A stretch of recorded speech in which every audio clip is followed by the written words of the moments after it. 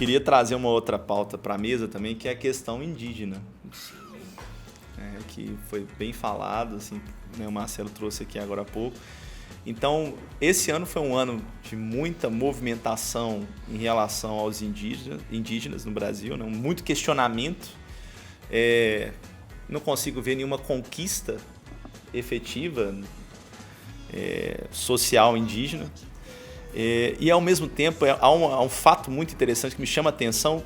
O movimento indígena na América Latina é extremamente forte. A gente está vendo uma série de manifestações na América Latina. Inclusive, se você não acompanhou o nosso último episódio sobre a América Latina, fica aí a dica. Né? A gente falou muito sobre isso. Então, a gente vê que o movimento indígena é muito organizado nos países latino-americanos, no Paraguai, na Colômbia, na Bolívia. E aqui no Brasil, até mesmo acho que por questões geográficas, históricas, né, esse movimento não é organizado e ele cada vez mais vem se enfraquecendo. Né? E agora vem sendo afetado literalmente por um desconhecimento da situação indígena no Brasil. Né? Até porque os dados muitas vezes não são divulgados de forma eficaz, não há uma divulgação da realidade indígena e porque há uma construção histórica sobre o que é ser indígena nesse país. Uma construção histórica que muitas vezes é reproduzida nas escolas, que é reproduzida nas famílias. Então, assim, a gente ainda tem aquela imagem do indígena, né, aquele que, digamos, só vive no meio da floresta, né? Não posso ter um indígena que vive na área urbana, enfim, que frequenta uma universidade. Então, tem essa questão toda. Eu queria trazer para a mesa aí o que vocês acham sobre a questão indígena para 2020. Algumas coisas que eu acho interessantes quando a gente fala sobre isso. Em primeiro lugar, é a questão da importância da informação. A gente estava falando sobre isso recentemente.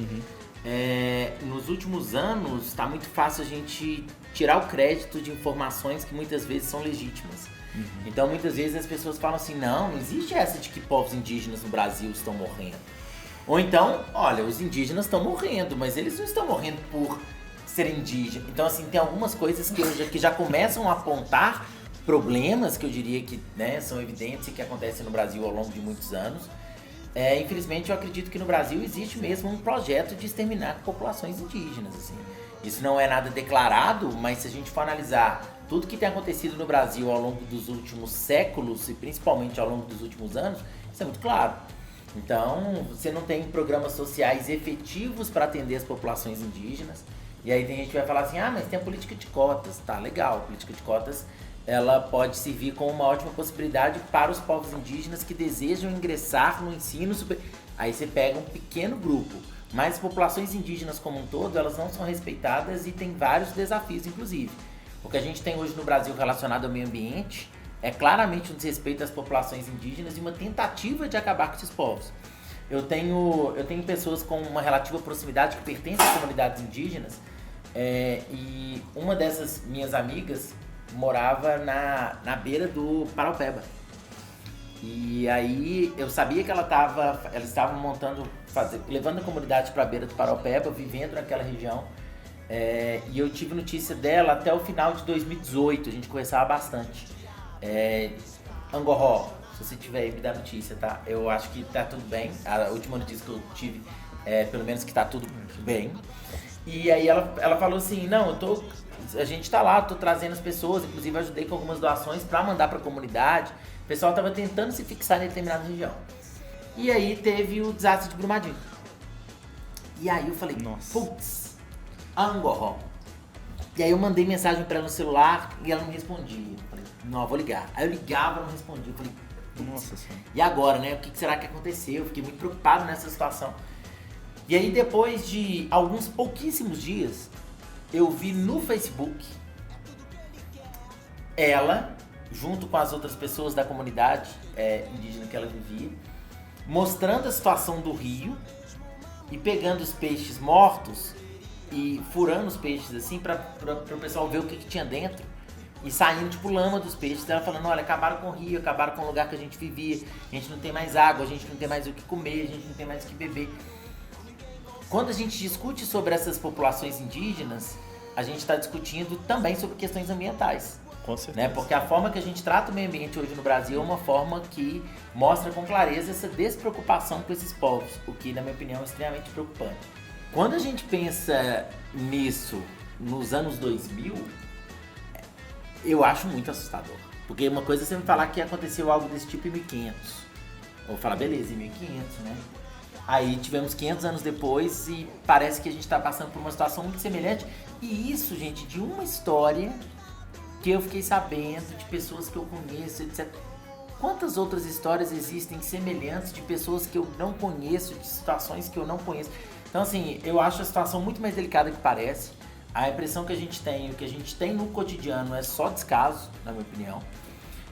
Eu falo, mas eu reconheço meus erros também, eu deveria conhecer muito mais sobre a questão indígena, só que nas escolas brasileiras a gente não trata sobre esse assunto, apesar de existir a lei que determina que você deve discutir sobre a questão indígena e sobre a África nas escolas, isso praticamente não acontece. Sim. Então, e aí a gente vai passando de geração em geração com esse descaso cultural que vai refletir em vários outros aspectos, porque é extremamente preocupante.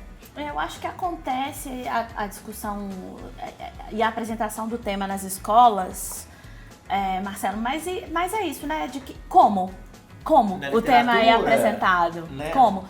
E digo, quando a gente pensa, por exemplo, na educação básica, né? Fundamental 1, um clássico do Fundamental 1 é o Dia do Índio, né? E o Dia do Índio é um clássico, Xuxa, e aquela musiquinha aqui, gente, vamos brincar de índio, você é mocinho, e por aí vai.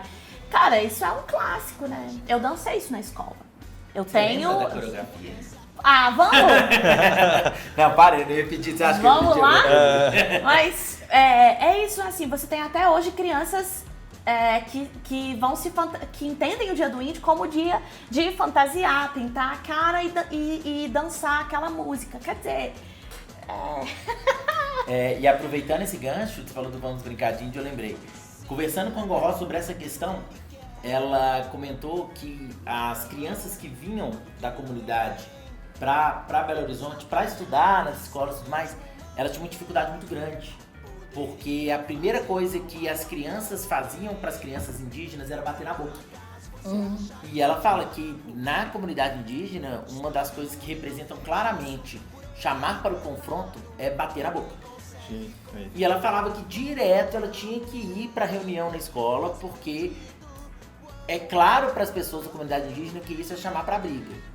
E que os povos indígenas, apesar de pacíficos, se você chamar uma criança pra briga, ela vai brigar. Com certeza. E os meninos saíam na porrada, assim, todos os dias na escola, porque o pessoal chegava batendo na boca. Então, assim, são coisas às vezes tão básicas que a gente poderia entender, conhecer melhor. Cara, que constrangedor.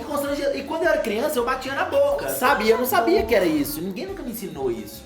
Eu fui descobrir isso quantos anos depois que isso é uma manifestação ofensiva. E que essas crianças, imagina, criança lá no primeiro dia de aula, passa por esse tipo de situação, se sente de repente insultada e várias outras questões que vêm desse tipo de processo. Então, assim, a gente sabe muito pouco. Esse saber pouco, ele faz, inclusive, com que a gente seja conivente com determinadas situações. Aqui em Belo Horizonte nós temos um conflito gigantesco com os povos indígenas que trabalham com artesanato na Praça 7. Quem é de Belo Horizonte estiver escutando, talvez você já tenha encontrado com os povos indígenas da Praça 7, que muitas vezes são agredidos. Tem, inclusive, as obras de arte recolhidas, muitas vezes são espancados, presos. O Raiodo, que é da mesma comunidade da Angoró, foi espancado pela polícia, foi agredido, foi preso. Inclusive tem vídeo, esse vídeo saiu até na mídia ninja, se alguém tiver curiosidade para ver. Foi agredido pela polícia e foi preso porque estava vendendo o artesanato. E quando ele foi se defender, a polícia alegou que ele tinha agredido um policial. E aí, por isso, ele foi agredido, colocado no camburão. Enfim, várias questões. Claro, né, gente? Tudo que eu tô falando vem do relato dos povos indígenas, né? Dessas pessoas. Se alguém souber uma outra versão, beleza, a gente pode discutir sobre essas questões, mas isso tudo vem das histórias levantadas pelos grupos indígenas aqui em Belo Horizonte. E é interessante a gente pensar que eu tô analisando Belo Horizonte. Belo Horizonte, o que a gente tem de conflito indígena de verdade aqui, gente? Nada. Né? E mesmo assim, e nas regiões que nós temos grandes comunidades com interesse muito grande pela terra, como que funciona realmente?